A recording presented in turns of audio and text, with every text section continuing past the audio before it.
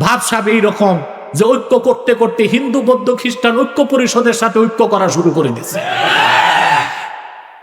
কষ্ট পাবেন না আমার কথায়।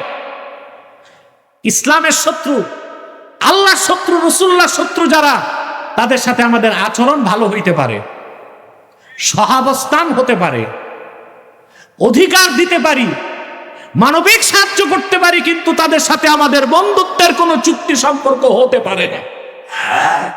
আরে আমরা এগুলো করি। আমরা অতি মানবতাবাদী, অতি উদার, প্রশস্ত হৃদয়ের পরিচয় দিতে যে হিন্দু বৌদ্ধ খ্রিস্টানদের সাথে একই পাতে খাওয়া দাওয়া শুরু করে দিছি। ধ্বংস হয়ে যাবেন।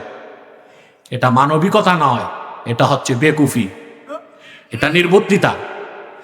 তাদের সাথে সহাবস্থান চলবে, মানবিক সাহায্য করা যাবে, তাদের অধিকার যতটুক ন্যায্য ততটুক দেওয়া যাবে, কিন্তু তাদের সাথে বন্ধুত্বের কোনো সম্পর্ক হতে পারে না।